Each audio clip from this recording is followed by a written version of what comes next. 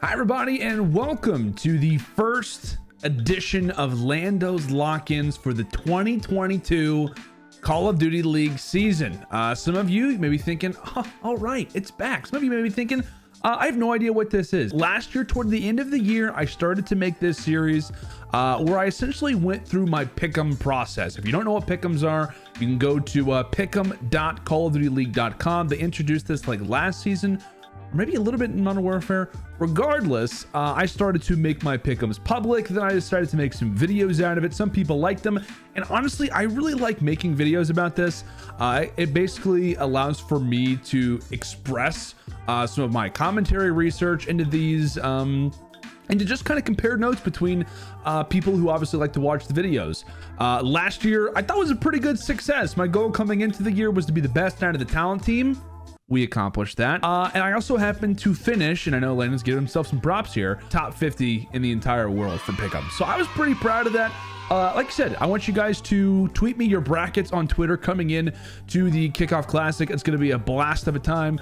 Hope you guys are obviously able to attend the event. If not, at least able to check it out, obviously online. But you can see just right here is my trophy from last year. I've officially awarded myself. I'm trying to get myself a championship belt just to prove that, hey, you know what? I am the reigning, defending, undisputed champion when it comes down to pick'em. So we're going to try to do that for 2022. We're going to have to make this webcam box a little bigger for another championship. But without further ado, now that I've kind of laid the foundation for what we have got going on, let's go and get into the matches, right? We'll go and start things off. And I'm going to do my best, by the way, to put timestamps.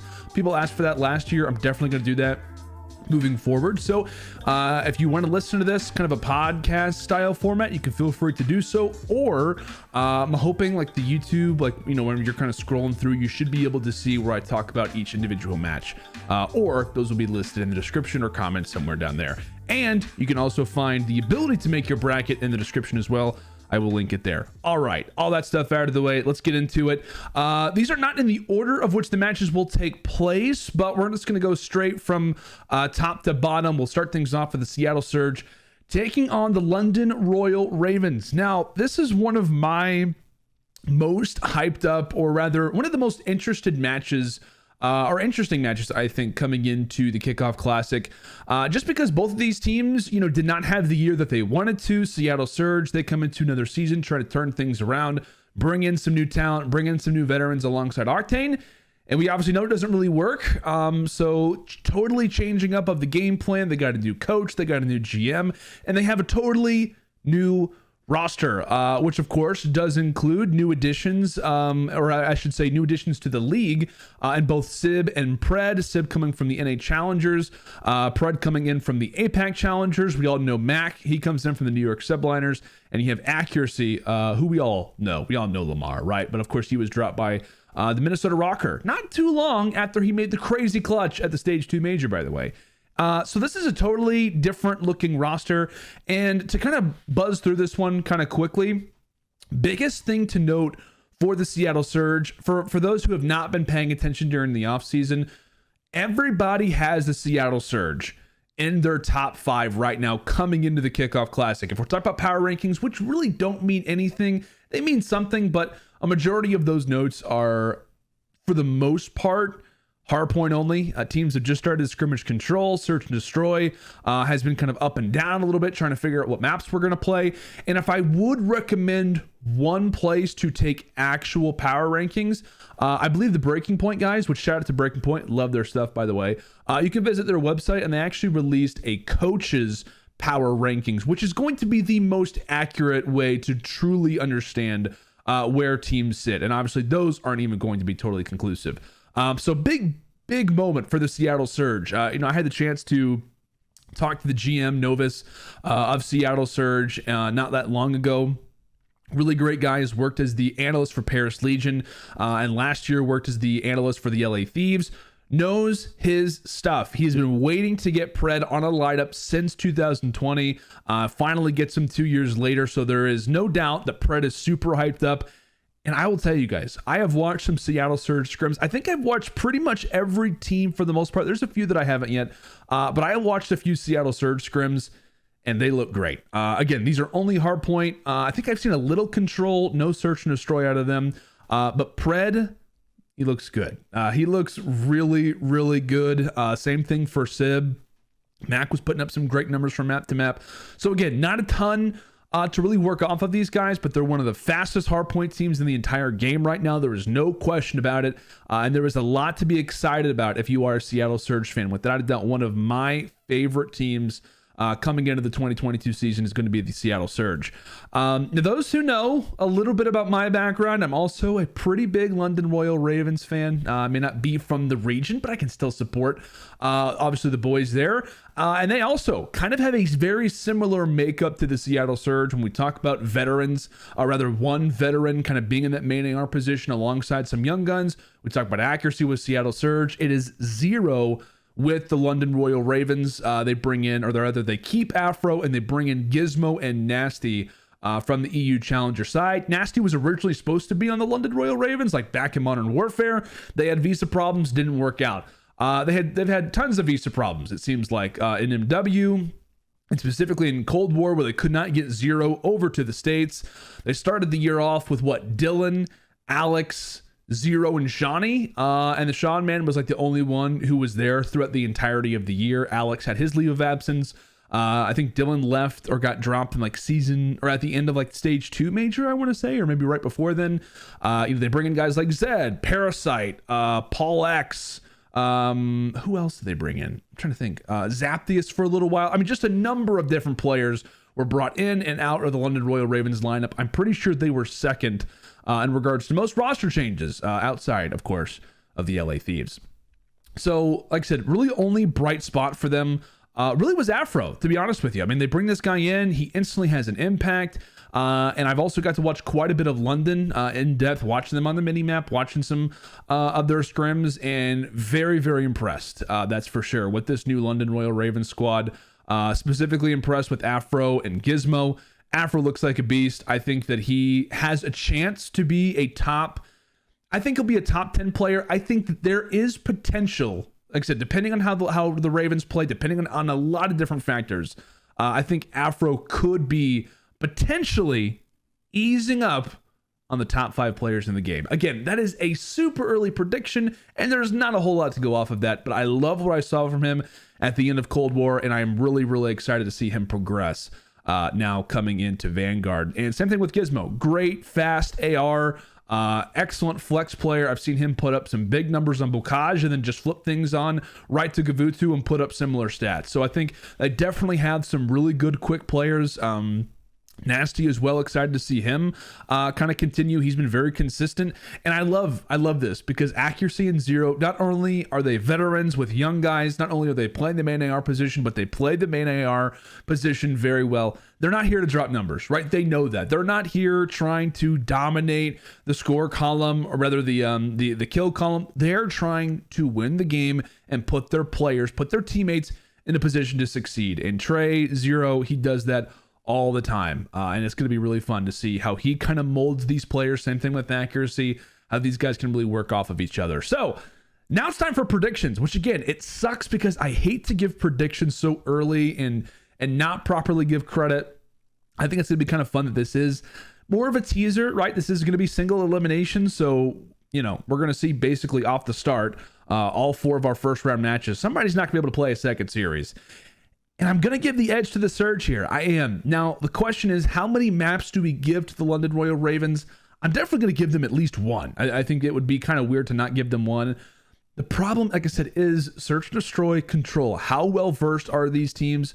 One thing that I really liked, which I think it was Intel Scrims, Call of Duty Intel Scrims. I know there's a lot of Intel accounts. I love you, Crone. I also love the Intel Scrims account as well. But I believe the Intel Scrims account had tweeted at the Seattle Surge, or he tweeted that somebody was using an S&D analyst, and I know that the analyst was for the Seattle Surge. So I'm very interested. It seems like they are working on their search and destroy. I think this team could also be dominant in control as well.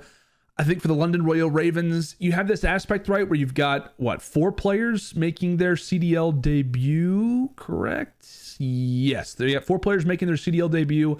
And one thing that I've heard accuracy talk about, actually in an interview with Breaking Point, is that, hey, when we talk about Pred, when we talk about Sib, one of his favorite things that these guys are not afraid of the spotlight. So I think that the Seattle Surge are going to embrace this. I think they're going to come into it firing. I think for the London Royal Ravens, they might just be a step behind. I think the hard point goes to Surge. Obviously, we can talk about the Search and Destroy. We can talk about the Control. I'm going to go 3-1. But again, I think what we take away from this series isn't that, this is going to be a bad season for London. No, not at all. I think we're going to see some really good promise out of them. I think that Seattle just happens to be very far ahead, at least at the start of the game. So I will give the edge to Seattle. All right, moving on. We have got New York versus Boston. This is going to be a fun one. We all know the New York versus Boston rivalry. To me, the greatest rivalry in sports. Now transitioning into esports. New York Subliners, they come into it, pretty much refresh the board for the most part. Clayster and Hydra, they stay. They bring on Crim6 and Neptune. NYSL, crazy last season, right? I mean, Zuma retirement. They bring in ASIM last second. Diamond Khan's added to the team. Hydra gets brought in late. There's all kinds of different things. The team is just trying to finally catch their breath a little bit. It was just it was a really weird season for the Subliners. I felt like they were always in turmoil.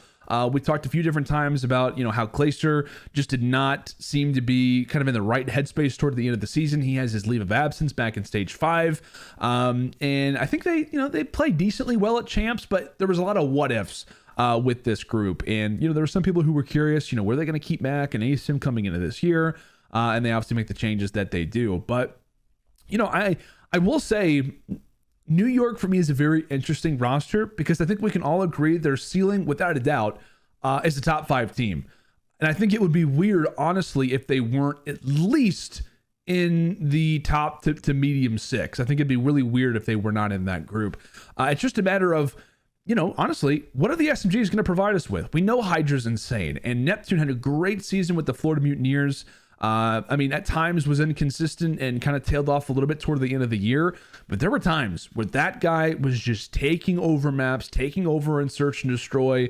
I was very, very impressed with what I got to see out of Neptune. Mutineers have talked about how, he's not much of a communicator, but he's got the gun skill. And the one thing that I will say is that there could not be a better place for somebody like Neptune. 10 out of 10 gun skill. Comms may not be the best. Maybe in-game decision-making or just understanding of the game, the way to play it properly. Clayster and Crim6 are going to whip you into shape, right? We saw that happen with Dallas Empire back in 2020. You bring in Shotzzy. Specifically, Illy had a good understanding for the game. We obviously know Hook does as well. But Shotzzy specifically, you could also throw in Illy into that conversation. 2 young guys who really needed to kind of learn the game a little bit better. And we saw what happened. Botsy turned into MVP when it came to just one season. And, Neptune coming from a similar Halo background. There's a lot to be excited about if you are a New York Subliner fan. So I'm very interested to see this group. And then now for the Boston Breach side, right? This is a team that I'm also super excited to see. And it's not a surprise, right? We know essentially the way that this Boston Breach team has been highlighted during the offseason. They have been playing constant scrimmages. They all met each other at a food truck festival, which is just insane. If you don't understand the reference, don't worry about it.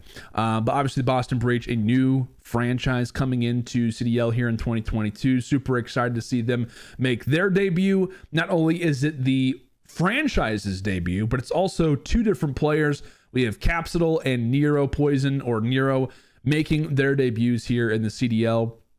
Obviously, joined alongside by Zinni, aka Methods, and TJ.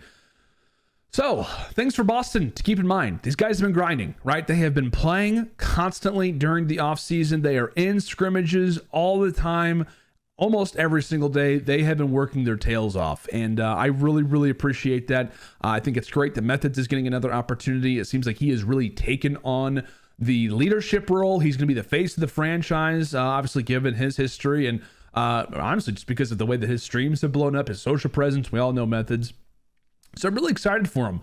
And I think, like I said, he's taken over that leadership role in scrims numerous times. He's been very vocal with the young guns. He's always there to kind of slow things down or kind of point out, hey, that was a dumb play. We need to change this up. This is how we want to do this. So I think it's been great to see what Methods has done for this roster.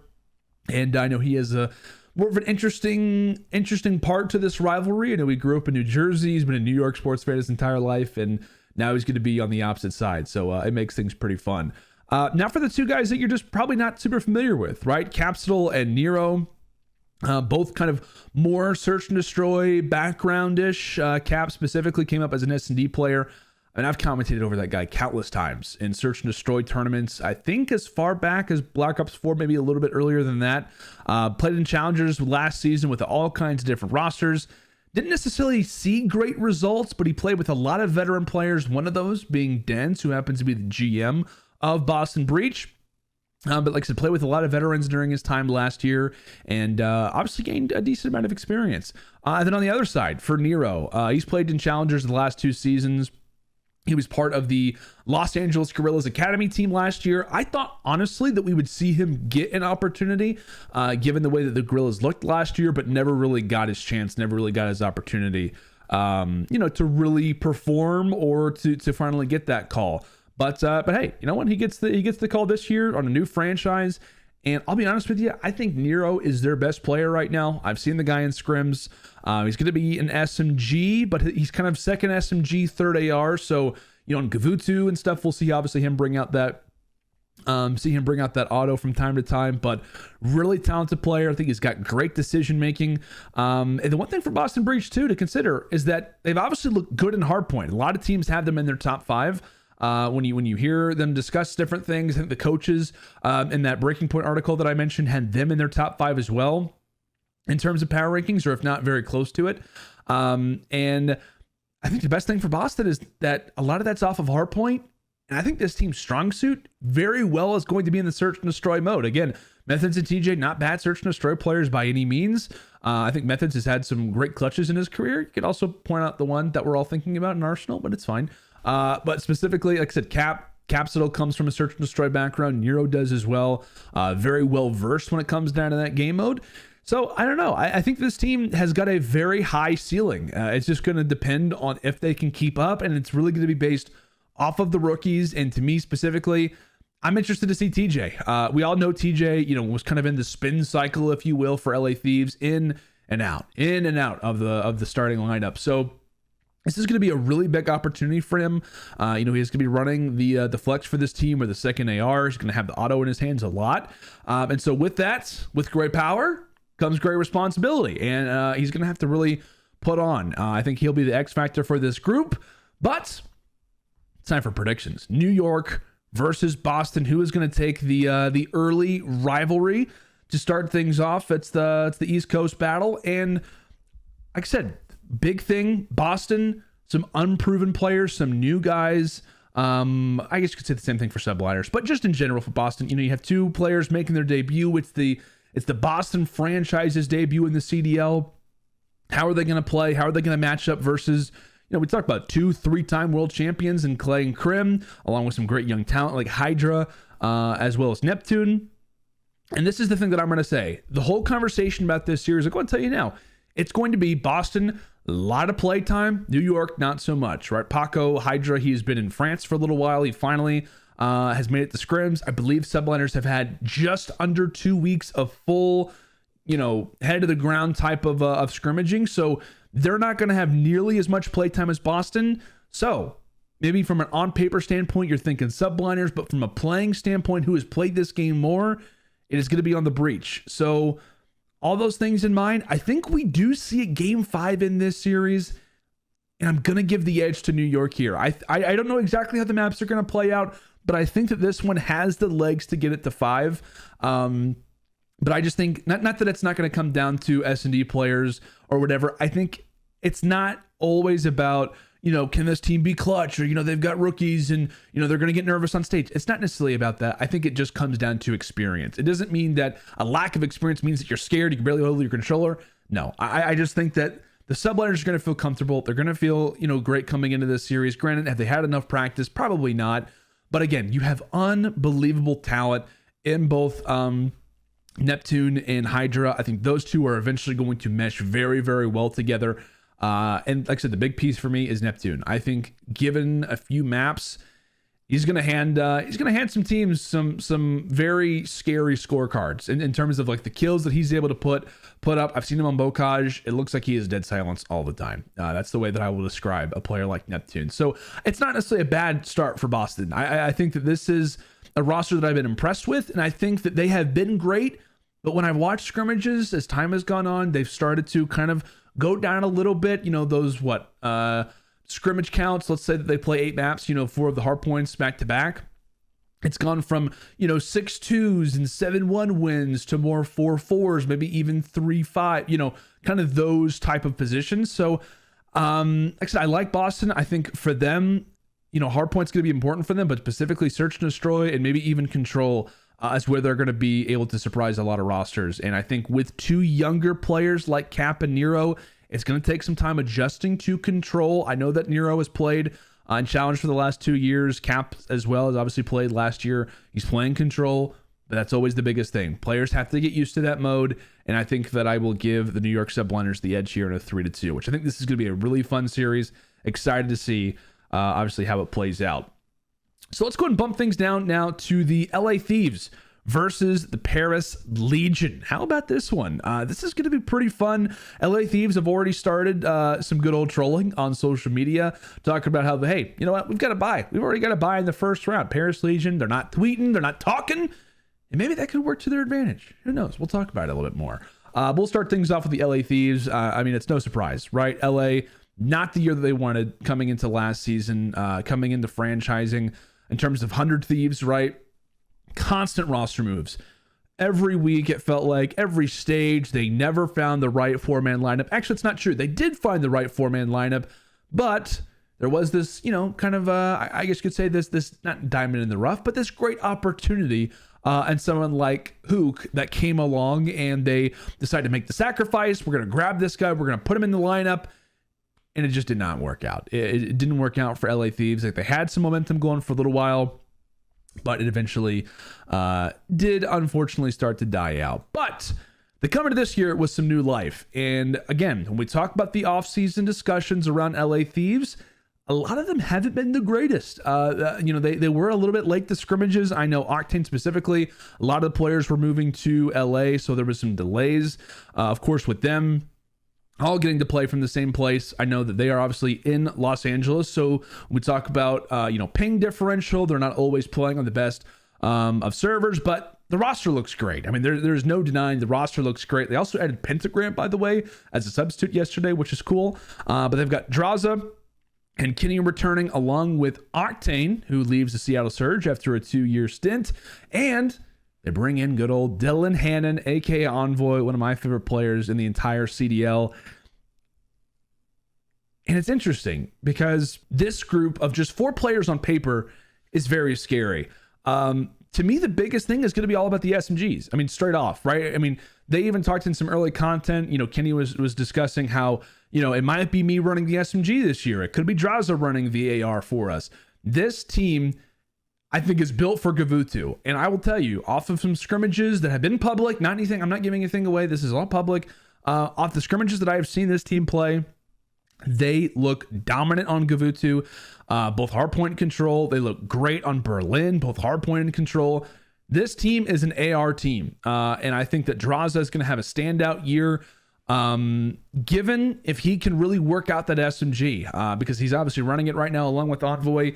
They don't necessarily have the same makeup SMG-wise as a lot of other rosters. You don't have the defined number 1 guy who's going to rush in. Meanwhile, you have one player who's maybe playing a little bit more passive, kind of slaying through the middle of the map, et cetera, et cetera. Kind of like your Simp and a Beezy type of setup, which everyone is trying to mimic, which isn't necessarily a bad thing, right? But at the same notion, this team is obviously going to be terrifying. If they can really start to get, some momentum under them once they start to get some more reps. This is a roster who I think, as the year progresses, is only going to get better. So the way that they start off the Kickoff Classic, if they start off really great, hey, that's a bigger positive. But I'm not going to be ticked off, for example, if maybe they win one series and lose, or maybe they don't look great versus a particular lineup. Obviously, you have OPTIC Texas in round 2, if they can even get past Paris. So that is something to kind of keep in mind. But for the LA Thieves. Again, this is going to be a really fun roster to kind of watch throughout the year, or rather to watch throughout the season and to see develop. But again, a lot of the conversation is going to be around your two ARs, or rather, sorry, on your two SMGs, Draza AR history. Envoy obviously coming into this team is going to be a great addition. A lot of very, very good talent, and it's going to be fun to watch what those guys can do. So on the other side, you do have the Paris Legion, right? A group that, honestly, I'll just go ahead and say it, has been disrespected. I mean, at every single account, they are listed at the bottom of the ranks. And I'll be honest, they are at the bottom of my power rankings as well, if you even want to have power rankings, whatever. But I'm hoping that this does motivate this group, right? To say, you know what? Hey, everybody thinks that we're the worst team in the league. Let's show them that we're not, right? Let's show the LA Thieves, that we have got some fire under us. And one guy who's going to be leading that charge, one guy who was on the LA Thieves last year, was Temp. He returns, the only player returning for Paris Legion. They add in alongside of him John, who of course was on the LA Thieves as well. So again, you kind of have a little bit of that rivalry going back and forth. We've got Decimate joining as well. Had a very short stint on the Seattle Surge, and also Tyler Fedlow. Fedlow was back in the CDL, was substituted a little bit last year for the Dallas Empire during Hook's departure from the team. So again, on paper, similar to last year in terms of, hey, this team's got talent. It's just a matter of all four of these guys meshing, coming together will be the biggest thing for them. And I think a lot of it's going to be on consistency. A lot of it's going to be on this team kind of recognizing in some ways what their role is. And the biggest problem that I had with Paris Legion last year was that everybody was talking about how, hey, this could be a really good hardpoint team. This could be a really great hardpoint team. But that's the thing. When teams are only good at hardpoint, or rather above average in hardpoint, and something like Search and Destroy lacks, those teams never succeed. They just never do. Like I remember like Echo Fox back in World War II, or even Paris Legion last year, like teams who you think, gosh, they've got a lot of slang talent. They have got something there. And it just never really amounts to that many results. So I'm hoping that this team recognizes that they don't necessarily have to be a great hardpoint team. I would like this team to focus on the search and destroys. Like I said, focus on the search and destroys. Focus on being great at control. Figuring out, recognizing, hey, you know what? There's no surprise that we don't have on paper the best four players. But that doesn't mean that we can't perfect certain things, or rather get better at certain properties of the game that maybe other teams are overlooking. And Tim had really good quotes in an interview with Rab on the Breaking Point channel, which you guys can obviously feel free to check out. He said that essentially Decimate, he feels like he is disgusting in this game when he's communicating, when he's on point. Decimate looks absolutely terrifying. He said, and this is a direct quote that I think is really, really, really interesting. He essentially said, hey, we've been working really, really hard, waking up early, staying up late, and whatever result we get, that was us putting in our maximum effort this year. That's the biggest difference from last year. We weren't putting in our maximum effort. So I love that quote, right? Whatever result we get, that was the maximum effort that we put in. And so you know that the Paris Legion are working, right? You know that they are grinding, doing their best to try and prove everybody wrong. And the one big note that I will take away, right, from Paris Legion, specifically, right, back at the very start of franchising, going back to 2020, whenever the original Group of Five came out, right, when we had 5v5 in Modern Warfare, the biggest thing with that team was that they were great communicators. They were good in search and destroy. They were good enough in search and destroy, and they managed to have some good maps and control. They managed to work the vetoes in their manner. And granted, they weren't the best team by any means, but they recognized who they were. They realized their identity as a team, and they surprised people. And actually, at the kickoff back in 2020, they went 2-0. They beat OGLA, who, like I said, from an on-paper perspective, is insane that they were able to take down a roster like that.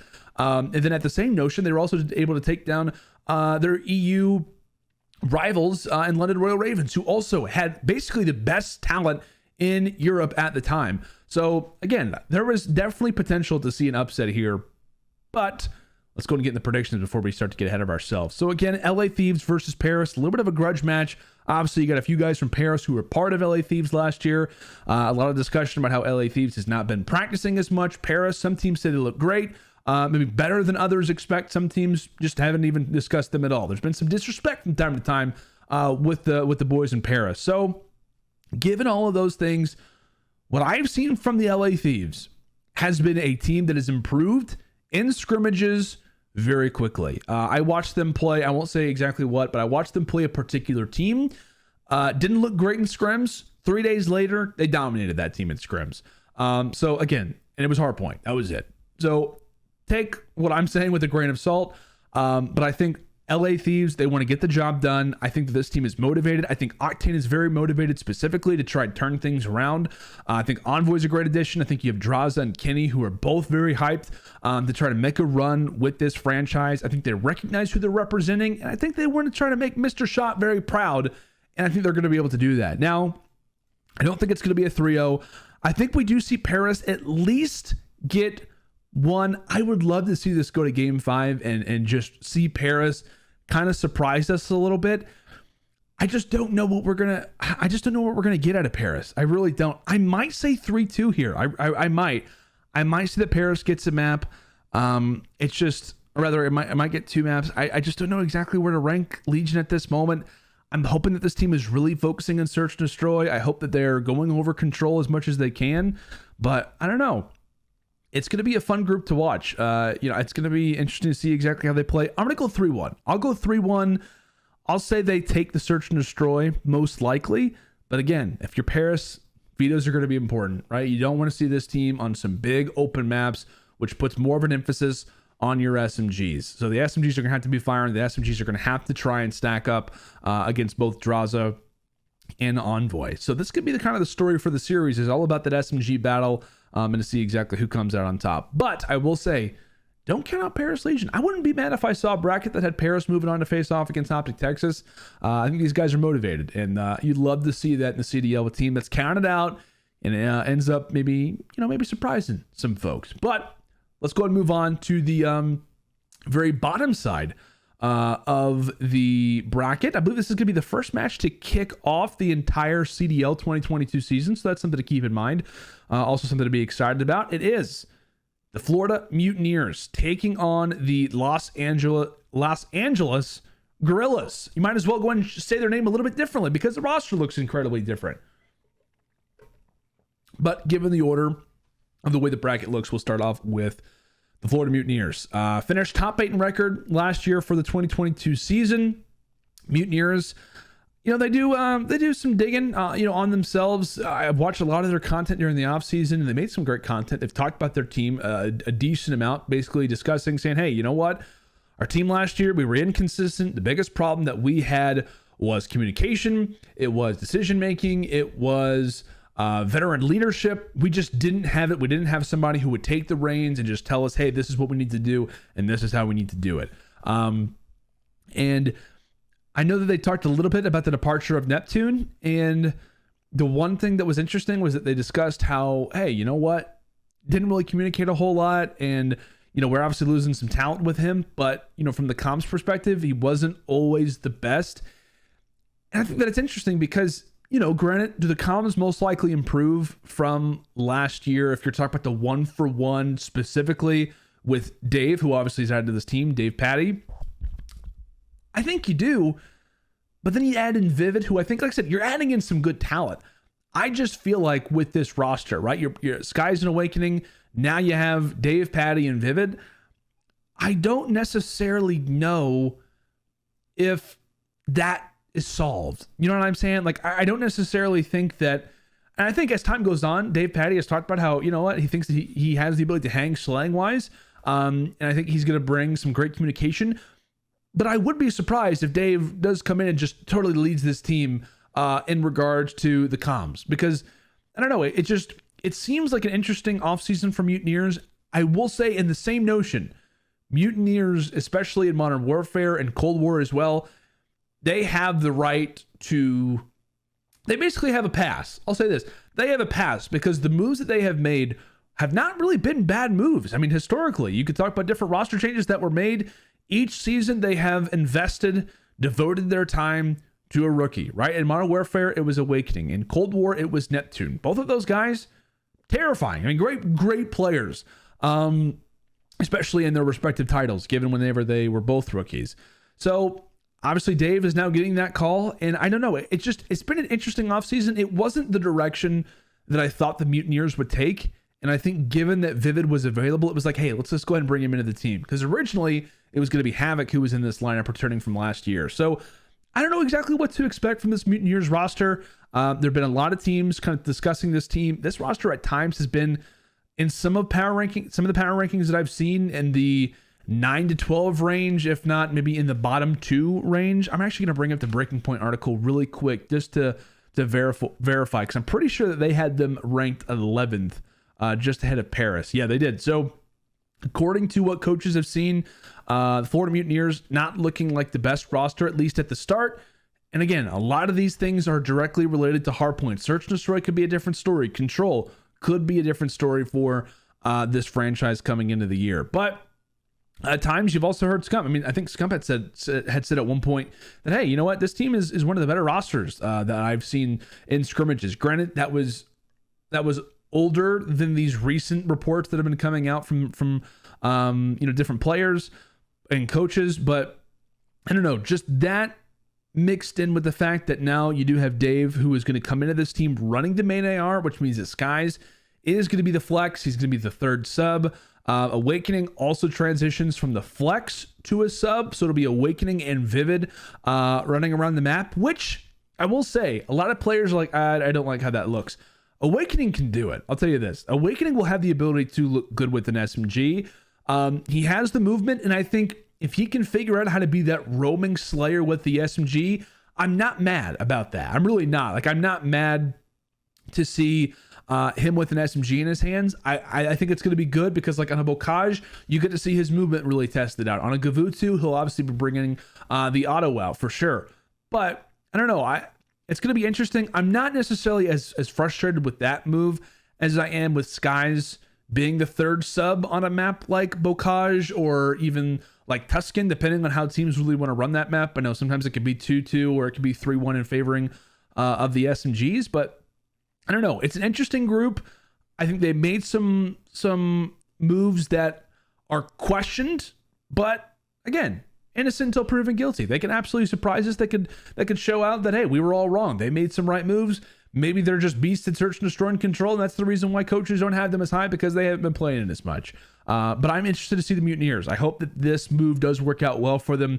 I think that, again, this roster has got some great potential. They've got some good, solid, young players. And I think if Skies and Awakening now adjusting to these new roles where they're both not having the AR in their hands as much, which you could argue at times, that was the big conversation. Can they both go off? Can the SMGs be good?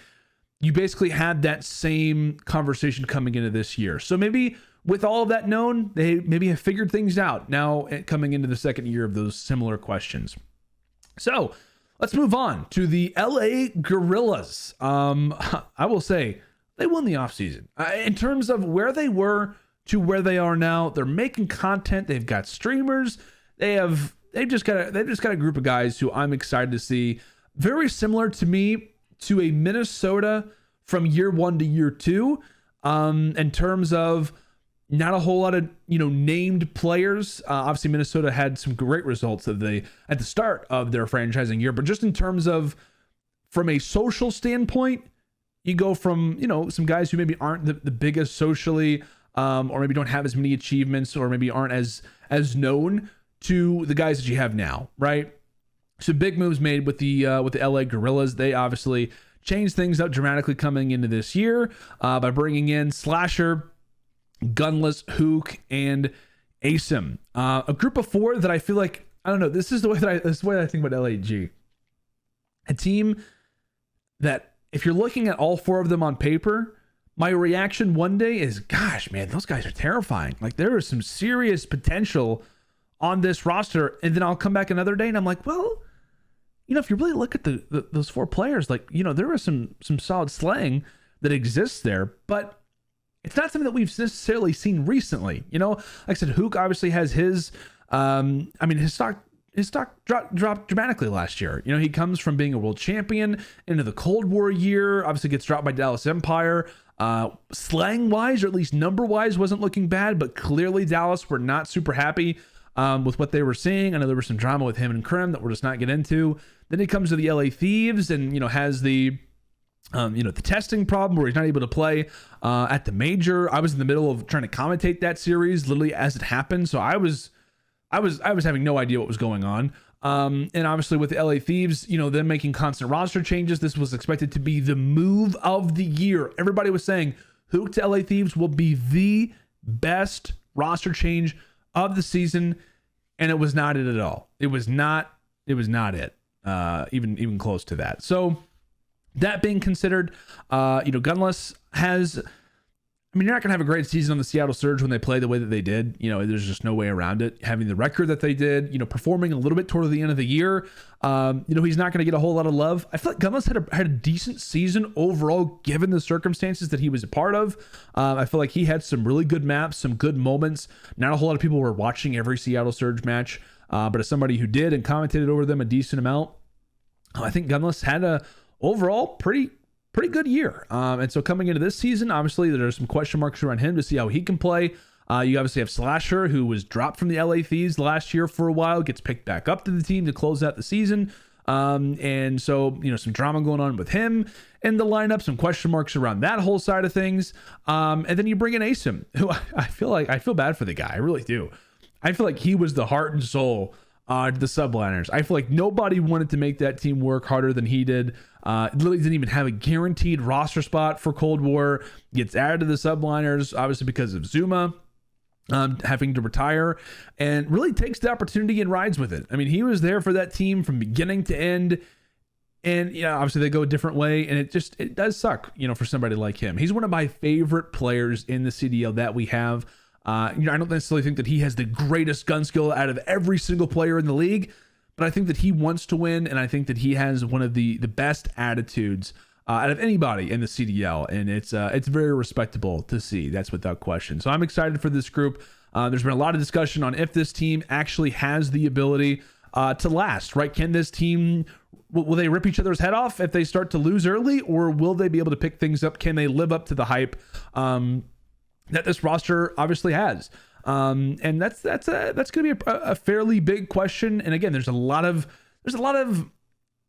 points, or rather a lot of fingers pointed at this team to see if they can be that. And I will say this team in specific, LAG, will indicate how a lot of careers go moving forward. Again, if you're sitting in a position like Slasher is, right? He is an older player. This is a big opportunity for him. Let's just say this team goes down. What happens to him? What happens to Hook if this roster goes down? What happens to Gunless if this team goes down? What happens to Asim if this team goes down? What happens if LAG, the massive change that they make, considered by most, if not all, to have the best offseason, they go from, a team who was in last place, who technically has the worst record in franchise history. They add 4 major names and they don't live up to the hype. It wouldn't be good. It wouldn't be good for any of them. So I hope that it does work out. I hope that this team is a powerhouse roster. I don't want to have an OGLA or, from MW, or an LA Thieves from Cold War type of season. I want to see this group who's got names live up to those titles and really prove a lot of people wrong. Because I think there is a lot of speculation on if this team can actually be the real deal. So prediction time. Our last match of the first round, that is the Florida Mutineers versus the LA Gorillas. And obviously we talk about, both teams. From my experience, I have seen similar to what Florida or what teams have talked about with Florida. I've seen them have some great scrimmages. I've seen them not have the greatest of scrimmages. And I can say the exact same thing actually about the LA Gorillas. I've seen them have some great series, and I've seen them not have some bad ones as well. I watched them scrim actually against the LA Thieves not long ago, and LA Thieves got the better of them a majority of the time. So I think this will actually be a fairly close series. I think Mutineers will come out with some interesting stuff. Obviously, Dave making his debut in this one. LAG, like we said, just a massive series for all 4 of these players. Again, it's the start of the season, but you want to start things off well, and specifically considering what this year means for all 4 of these players specifically. I'm going to give the edge to LAG, and I'm going to give it, I honestly want to go 3-2, and I feel like we will have some sort of a 3-0. I really don't know which one it would be. It could be this one, just because I have not seen the Mutineers play in a while. Do we go for it? I don't know. like I've not actually made a bracket yet. Like sometimes I'll come into it knowing what my bracket's going to be, know how my matches, what I'm thinking about match wise, but I really don't know. I think we'll stick with 3-1. I think we'll give the Mutineers, I don't know, maybe a Search and Destroyer Control potentially. No, we're going to go 3-0. I don't care. We're going 3-0. No disrespect to the Mutineers, but we're going to go 3-0 for LAG. I don't know. That's just the way that I'm feeling right now. I don't know. Maybe I'm crazy. Maybe the Mutineers. I just had the weirdest feeling that I feel like the Mutineers are going to surprise. I don't know. Should I go 3-0? We might be here for a while. Nah, screw it. We're going 3-1. We're going to go 3-1. We're going 3-1. LAG are going to move past the Florida Mutineers. I don't like 3-1 predictions because I feel like it's literally the most common one that you can pick for pick'ems. But I don't know. It's hard. It's hard. I don't know where everybody sits right now. So that is going to be our first round, and we're not going to spend nearly as much time as we did in the first round matches because we've already talked about a majority of the teams. So I apologize if you expected this to be much shorter. But hey, I'm required to talk. It's my job, and that's exactly what we're going to do. So moving on to round 2, we will start at the top. Again, one of my favorite matches of round 2, if it does in fact going down, Atlanta FaZe versus the Seattle Surge. This is going to be a fun one. Accuracy has already talked about this matchup in particular. In the interview with Breaking Point, he said that he thinks that the Seattle Surge match up quite well with the Atlanta FaZe. And it's no surprise, right? FaZe, they're going to be considered the number 1 team coming into this. I know OPTIC Texas is right there at number 2 pretty much every time. There have been some teams where they feel like OPTIC Texas maybe looks a little bit better, maybe a little bit more well-versed. Same thing could be said for Atlanta, given the person that you talk to, given the timing of maybe whenever you played the roster, et cetera, et cetera. I mean, I think that Atlanta are just going to have another great season, to be honest. I don't think they're going to necessarily fall in any capacity. But I think this is going to be a really good test of a series for Seattle. It's going to really indicate where they're at right now against the top dogs, without a doubt. And the team that definitely deserves every single right to be called the best team coming into this game. And I'm going to give Atlanta the edge here. So we're going to move a little bit quicker. I think Seattle, I'm going to say Seattle take them to 5. I'm very, very impressed with what I have seen from Sib, what I've seen from Pred, what I've seen from Mac. Like I said, accuracy's been great, but when you're talking about the 3 players who are going to be going to head, versus your others, I don't know. I think this is true. I think that what accuracy said is accurate. No pun intended, of course, but they match up well with this group. There's not a whole lot much more to be said about it other than that. I think that Seattle could surprise them. I think they'll play well. Now I'm thinking 3-1. Gosh darn it. I need to come into this with a better understanding of what prediction I'm going to go with. Did we go 3-1? Maybe some maps are close and that maybe shows off what it is. I'll go 3-2. Screw it. We're going 3-2. 3-2 Atlanta FaZe. They win it 6-3 on Tuscan S&D. We're just going to go for the exact prediction. How about that? You don't get that very often, and for obvious reasons. So I think the Surge show off some really, really good moments throughout this tournament. But I don't think they're going to be able to get past the Atlanta FaZe. But who knows? It could happen. So we'll go ahead and move on. We're going to talk about the New York Subliners, right? In my bracket, they got past the Boston Breach, who, like I said, sent them the distance. They got them to 5 maps. New York Subliners are able to hang on. And now they take on the Minnesota Rocker, one of 3 teams, right, alongside Atlanta FaZe and Toronto Ultra, who did not make a roster change. Some people have discussed, hey, you know what? This team didn't need to make a roster change. They had the, in my opinion, greatest comeback in Call of Duty history. You know what? It's not even an opinion. They had the greatest comeback in Call of Duty history, and arguably, because I don't watch every esport, arguably the greatest comeback in esports history, making a reverse sweep in a best of 7 in the grand finals versus the Toronto Ultra. Current Kings of the North, probably, given the fact that actually happened, which is absurd. Obviously, Toronto had the better season, without a doubt. Toronto finishes 2nd place at champs, so you have to understand that. But given that the Minnesota took them down recently, you have to give them all the props for that one. I heard someone say that recently Attach was trying to run the main AR, or not run the main AR, run an AR for a little while, and that just did not happen. We saw the Rocker experiment with a few different roster changes. They've experimented with a few different role changes. The biggest positive for them, of course, was bringing in Eli, aka Standy, last year. Just had an immediate impact with this group, really rejuvenated them.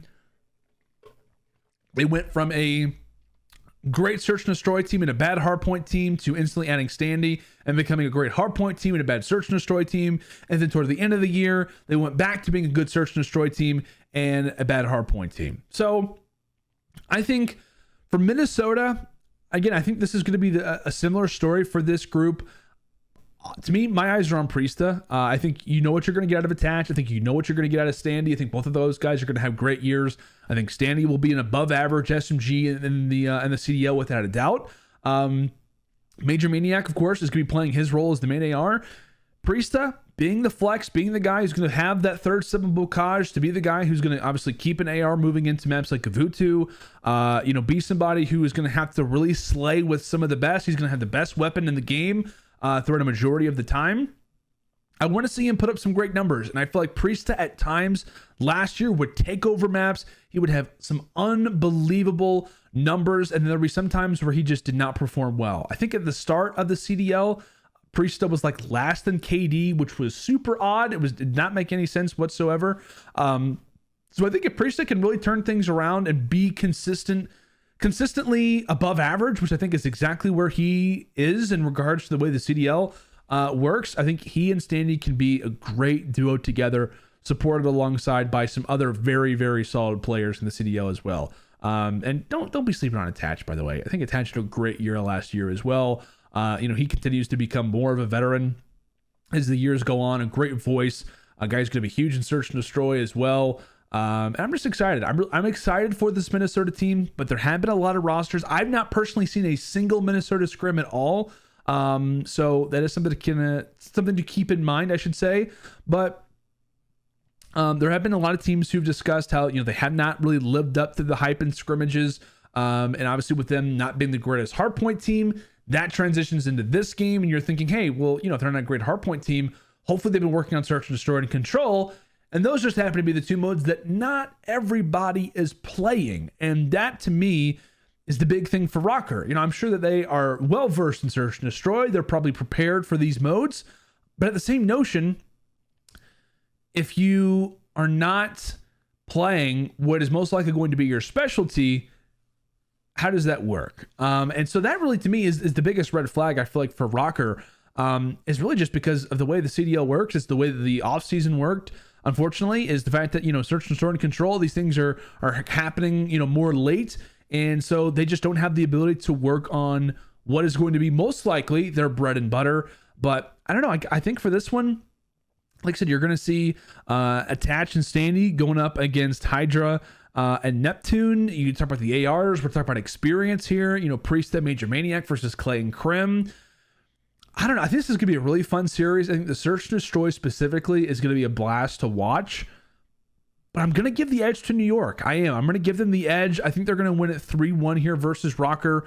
Like I said, biggest problem for me simply is just the fact that I feel like Minnesota, I've not heard a lot of great things. I'll look back at that article. Well, I won't look back at the article. I'm pretty sure they're like 10th right now in terms of power rankings where coaches have them right now, which isn't the greatest. And I feel like with New York, if they can beat Boston, which always, by the way, if you're making a bracket, go off of what you like, have stories or have predictions and just ride those out. Like, don't think that New York, if they beat Boston, if they don't have the ability to beat Rocker, because most people think that Boston are better than Minnesota. So like some people, whenever they're making a bracket, are like, okay, cool, I'm going to have New York, they're going to beat Boston, maybe surprise some people. They're going to go into Rocker and, they might slow down. No, if anything, New York, a team that doesn't have a whole lot of practice, if they're beating Boston, that most likely means that their last 12 days of practice have been great, and their ceiling is even higher potentially at the start of the game than most people think. So I think if New York does beat Boston, I think that New York has a good chance of beating Minnesota as well,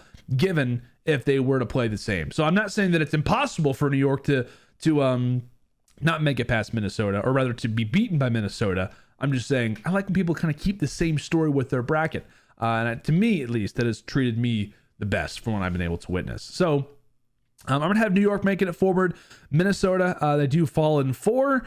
And I think, like I said, we're going to be talking about hardpoint. We're going to be talking about this team, maybe not standing up to the SMGs as well as they would have liked. So moving on, OPTIC Texas taking on the LA Thieves. It is Mr. Big OPTIC Hex and Hastro, their debut together. OPTIC and Envy now are one, which is makes me want to shed a tear a little bit. I absolutely love the rivalry, but obviously knowing both of them, I obviously worked for Envy for a little while. Could not be happier for everybody who is an employee of both OPTIC and Envy now combining together. I think it's a match made in heaven. I really do. I think that both brands, both previous franchises, organizations have specialties and they complement each other perfectly. So I'm super excited for OPTIC Texas. Obviously, not just organizational wise, not just staff wise or resource wise. We're talking players as well, right? We're talking coaches.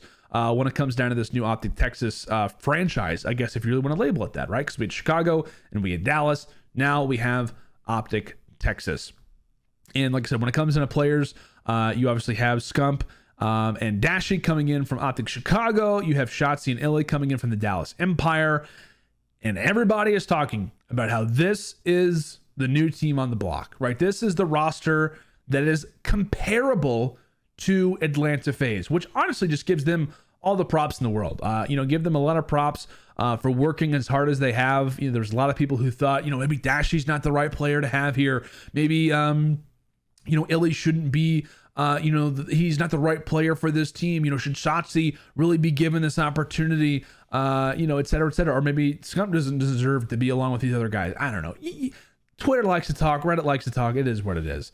But I think that this team, from what I've got to see a little bit of, have been living up to the hype. They have lived up to being the defined number 2 team, obviously under the Atlanta FaZe coming into the Kickoff Classic.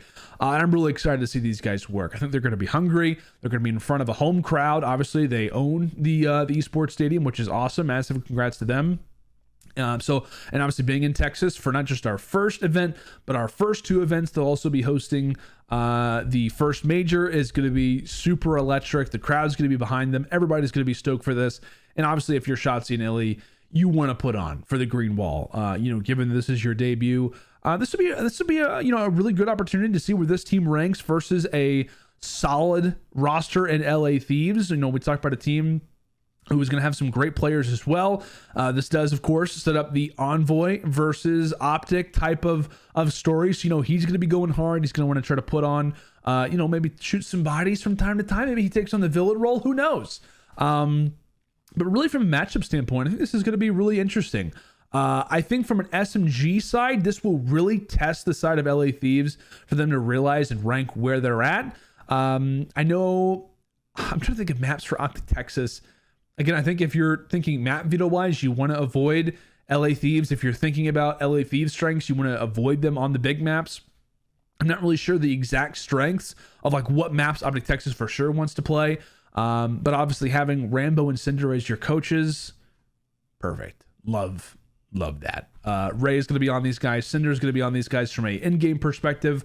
I think this roster is just very well prepared. I think Scump finally has a team in which everybody is kind of doing what they're supposed to do, and this team is going to make each other work. This team is going to be, like I said, they've played a ton. They're working really hard, and that's what you want to see out of these 4 players who are all very, very skilled. And we talked about for OPTIC as well, not just big for both Shotzi and Illy. Obviously, we know Scump, right? But Dashi as well. Big season for him. That's going to be a massive talking point for the CDL for this year. Dashi needing some results, right? Has not won since Black Ops 4. So that's obviously something to kind of keep in mind. You want to see him put on as being considered one of the most talented players gun skill wise. Now's his chance to prove it, being the main AR. And I think with the Automaton, that's a great gun for him. I think that is a gun that is going to fit quite nicely in Dashi's hands. And let's go ahead and say it now. I think he's going to be one of the best players in the game. You could say, oh, Landon, that's a shock, right? I can't believe you're actually going to say that. But truly, I think that Dashi will be undisputedly one of the best players in the entire game, and he'll have to be in everybody's top 5. That's just an early prediction for me. That's what I'm going to say. And then when it comes in a prediction-wise, specifically for this matchup, I'm going to give OPTIC. I'm going to go 3... do I go 3-0? Do I go 3-1? I'll go 3-1. Gosh, I hate doing 3-1s. I really do. Look at this. 3-1 here, 3-1 here, 3-1 here, 3-1 here. It's annoying. I want to throw some 3-0s in here. It's just hard. And I will say, one way that I always summarize, as we've just gone on an hour of recording, one thing that I will summarize when it comes to early brackets and early season discussions with teams is I relate it back to a race. I relate it back to a 100-meter dash. You can never tell who is really, I should say, who is kind of taking the lead in the first 20 meters. You really have no idea who's going to win the race in the first 100 meters. Obviously, you have your two front runners that everybody's talking about who you expect, who are both in lane 4 and lane 5.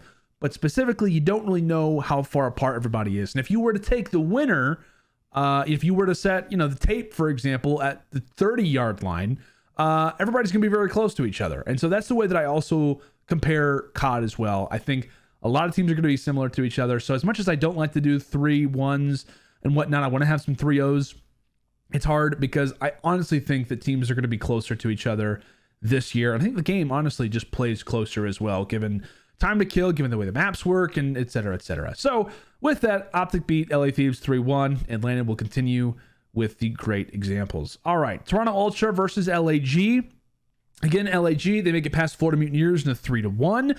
But really, given how that series goes based off of our predictions, where does LAG actually rank? Now having an opportunity to face off against the Toronto Ultra, in which nobody knows how good Toronto is. Every time that I've seen someone give predictions on Toronto, they're like, out of respect, we're going to put them in the top 3. We don't know how they've been playing. We have not scrimmaged them, or if we have, it's been a while. We maybe scrimmaged them once. I heard that this guy said that they were pretty good, etc. No one knows how good Toronto is because Toronto all went home and they've been playing against EU challenger teams. So that's something to keep in mind.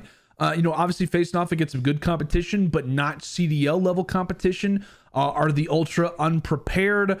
That's obviously going to be a big talking point as well for this team because nobody knows how they're going to play coming into this one, at least at the start, right? We don't know how they're going to play at the kickoff classic. You expect this team to be great, given what they were able to do last year. We all know it. Toronto really surprised us a lot. They had a great season, which was phenomenal, from a storyline perspective for this group. You bring in somebody like Insight, the team totally turns around. They were a roster based off of teamwork. They weren't always winning hard points, but they were beating you in the search and destroys. They were beating you in the controls. It was a great story. And, Simp said it a few different times. He was like, this team, they exploited us, right? They showed off, or rather they showed the mistakes that we were making in the hard points and the search and destroys. So a lot of props given to this Toronto team as deserved. And the one thing that I'm also very excited about for this group is that from a teamwork perspective, I think that Bance and Kleenex are going to be super fun to watch. And then from just an all-out slang perspective, having the automaton in not just Insight, but Cammy's hands as well. Cammy ended out the season, to me, being an undisputed top 3 player in the entire game. It's going to be fun. I'm excited to see Toronto, to see what they can do, and, just to see where they're at right now. I think the Kickoff Classic, if they don't perform well, is not going to be an accurate indicator for the rest of the season. We'll talk about them more as stage 1 goes on, but if they were to lose to LAG, I would not be terrified. Given how the result goes, maybe you have a little bit of worries here, but I think that we are going to see Toronto, regardless, walk away with it. You have to imagine this team is not going to be complacent coming into this year. They're not going to be a roster where it's a matter of, that they don't have the talent or that they're not determined enough. It's not going to be like that, right, at all. I think this team just obviously went home. They're not really going to have as much practice. So normally I would probably give this as a 3-1, given that LAG are coming off of a win versus Florida. Given just the roster that LAG has, I think they will fall short to a Toronto team who I think is just going to have more teamwork, and maybe despite not having as much playtime potentially as the Los Angeles Guerrillas, are going to take them out in the end in a clutch situation. So with that, our top 4 is decided. I'm going to take a drink. That was good. In our top 4, we have got the Atlanta FaZe, shocker, New York Subliners, who have made it past Boston. They got past Minnesota, and now they're sitting here in the semifinals. We have OPTIC Texas, who come off of a nice win versus LA Thieves. They get the revenge versus Envoy and Mr. Shot. Not that they have revenge, but they beat him. They beat him, right? And then Toronto Ultra, like I said, a team that we're still kind of like, where are they at? They beat LAG, but it was in 5. Where do they kind of sit right now? Rounding out our top 4. I'm actually going to start with the bottom. I want to start with this one just because I have a few interesting things going around in my head because I just talked about both of these teams. OPTIC versus Toronto. This is going to be a fun story, right? Because the one team who constantly was sitting in OPTIC's way, given, granted, new players this year, but was sitting in their way was the Ultra, right? It was this group who would take them down at a number of different majors, who prevented them from getting to a grand final last year. They never made it to a grand final. OPTIC never did last season. Toronto was always in their way. Took them down, I think, was it twice at Champs? And actually, I want to verify this. I think it was twice at Champs and at least 2 times, if not maybe 3 times at majors. I want to verify that. So let me pull that up really quickly. But like I said, this is going to be a really fun series for OPTIC because this is going to be their chance to accurately say and to have some valid proof of where they rank matching up against the Toronto Ultra again, who have the same roster. This is going to be a fun indicator to see exactly how much better that they've truly got. So looks like, who did Chicago? So Chicago lost to New York in round 1, then later got beat by Toronto. I actually casted that series, so I should know that, but I forgot that they did not play them in the winner side. So I think it was 3 times in eliminations, 2 times at majors, then obviously at Champs. And I think they lost to them twice at a major. It might have been the Stage 5 major. Should I check this? I will very, very quickly. Stage 5 major. Was it this one? It was once. It was twice. Yes. So they beat them twice at the Stage 5 major. They beat them at Champs. So again, it wasn't just the middle of the season type of thing. It was also at the end of the year where Toronto just continued to beat up on OPTIC Texas, or rather on OPTIC Chicago, who were basically just making mistakes, and Toronto were exploiting those. So we'll see how things change moving forward. I think given this new roster for OPTIC Texas, given that this is going to be a series where they definitely want to win. I don't care if it's the Kickoff Classic. I don't care what it is. Also given that Toronto maybe don't have as much play time, maybe aren't at their peak right now, in which I think the OPTIC is. And given the fact that, again, you just have a great combination of players, you have a coaching staff that gets even better by adding in Rambo now alongside Sender.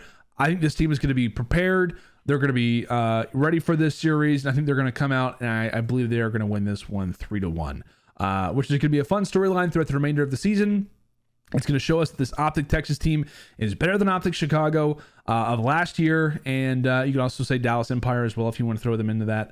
And like I said, it's just going to be a good series, and it's going to be a fun little story as the year progresses. And then we'll have this, this conversation with Toronto of like, okay, well, we'll see how they play now in Stage 1, given the fact that, they lost to OPTIC, and, it'll just be about how they maybe weren't facing off against the greatest talent in Europe. And we're a little bit slower to start off this year. All right, who's going to meet OPTIC Texas in the finals? Will it be Atlanta FaZe or will it be New York Subliners? Does Landon have something devious cooked up? Could he potentially be moving New York Subliners to the grand finals? No, I'm not doing that. I'm gonna have Atlanta FaZe winning this series. Granted, I think that New York could put on a show. I think this is going to be a great series if it does end up getting to this direction, which of course, believing that it does. But I think this is going to be a fun series. Again, it's going to be great to see Hydra and Neptune taking on the Tiny Terrors. It's going to be fun to see Clay and Krim facing off against these guys. We obviously know of the trash talk that has gone on Twitter between Krim and the Atlanta FaZe boys. So that's obviously going to be a fun storyline. I think that's obviously going to be talked about quite heavily when we talk about this series. But I'm going to have Atlanta FaZe winning it 3-2. We'll go 3-2. I think that Atlanta FaZe gets tested a decent amount when it comes down to this tournament. I'm not trying to say that Atlanta FaZe aren't prepared. I'm just saying that I think teams are going to play them close. I think teams are going to be prepared. And like I said, every roster is trying to prepare themselves. They're trying to make them almost like Atlanta FaZe. And I think that Clay and Krim are going to have it. They're not going to want to go out of this quickly. I think they're going to try to make this one as close as possible. And people are going to be impressed with Subliners and the progress that they have made in a very short time, which now sets up our finals. OPTIC Texas versus Atlanta FaZe, the two teams that everybody, and I mean everybody, has in their power rankings as number 1 and number 2. Who are we going with? Is it going to be OPTIC Texas, who are off wins versus LA Thieves and the Toronto Ultra? Or will it be FaZe, who have had some closer series versus some very top caliber rosters like the Seattle Surge and the New York Subliners. This is going to be fun. And let me see, is this going to be a best of 7? No, they have it as a best of 5. Is that accurate? Are we playing a best of 5 in finals? I have no idea. I have no clue. Honestly, I have no idea. I'm going to go off of what this says. So I'm going to say it's a best of 5. And I'm going to leave it like this. I am. I'm going to leave it like this. I'm going to say that OPTIC wins it. And that's going to be such a wonderful story. Landon, are you motivated by stories we couldn't tell? Yes. I love myself a story. And I think that OPTIC beat Atlanta FaZe in this series. Now, I'm not just saying this because I want to see it happen, because I think from a story perspective, it'd be great to see Atlanta, finally get beat to start off the year. That set up some wonderful things. But I truly think that OPTIC are a very well-seasoned team. I think they want to come out and they want to win this kickoff. I really do. I think that they are motivated. I know that they've been working. They turned off the streams because they want to work on their game. Again, this roster has so much potential. They have so many talented players on this group. And I think they're going to give Atlanta FaZe a run for their money. I think that this does go to a game 5. I really do. I think you can predict whoever you want. It would not surprise me if Atlanta wins this by any means. I think that OPTIC are going to be the underdogs coming into this for obvious reasons. But I think that the bracket will have shown us that Atlanta are phenomenal, but teams are starting to play them closer. Maybe not that the competition is just necessarily caught up. But like I said, it's that whole story with the start of the year. That's the closest that teams are really going to be toward each other. And so I think that OPTIC will take them down in a game 5, and we're going for double points, and that could be big. Who knows? Maybe we'll start off with the perfect bracket. Maybe we won't. We'll have to see. We'll have to find out. Like I said, I'm looking at that score all the way down there. You see the green and red. I'm hoping that we go a perfect, 11 for 11? 1, 2, 3, 4, 5, 6, 7, 8, 9, 10. Yes. I hope we go a perfect 11 for 11. We'll see. But again, that's going to be my bracket. A little surprises here and there. Maybe I was just motivated because I couldn't throw in really any 3-0s. I have no 3-0s in this bracket, which really ticks me off. But again, I think it's going to be some great competition. If you guys have not done so already, make sure to leave me a comment with your predictions. Let me know, where do you think I went wrong? Maybe where I went right. We're going to save those predictions, by the way. Doing this right in front of you. Yeah, I know. We're not modifying anything. We're submitting this bad boy. It's done. The bracket is done. You see, I just clicked it. This is locked in. This is fresh. A fresh bracket right there in front of all of us. So, like I said, I just totally distracted myself from what I was talking about. But in the comments, let me know where you think I went wrong or where I went right. Leave me your predictions. Feel free to screenshot your bracket and send it to me on Twitter. I would love to see where everybody's head is at right now. Coming into the Kickoff Classic, make sure to watch it. It is this Friday, the Kickoff Classic. If you're not already aware, you can feel free to pick up some tickets. Go to the Call of Duty League website. We are going to be at the Esports Stadium in Arlington, Texas. Super stoked. It's a great venue. The crowd was so loud, so hype last year. And it's going to be great because, hey, I don't live very far away from the Esports Stadium. So I'm excited about that. But thank you so much for tuning into this edition of LandO's Lock-Ins. I apologize for it being long, but I had some stuff to get off my chest.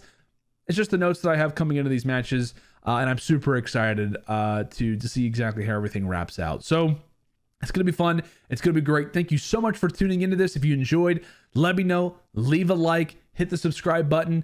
And like I said, I want to make this series fun. So I hope that it was. And I guess next time that I see you for LandO's Lock-Ins, it will be for Stage 1. We'll have all kinds of storylines, so many things to discuss, and I can't wait for it. Thank you so much for watching and tuning in, and I'll see you guys at the kickoff.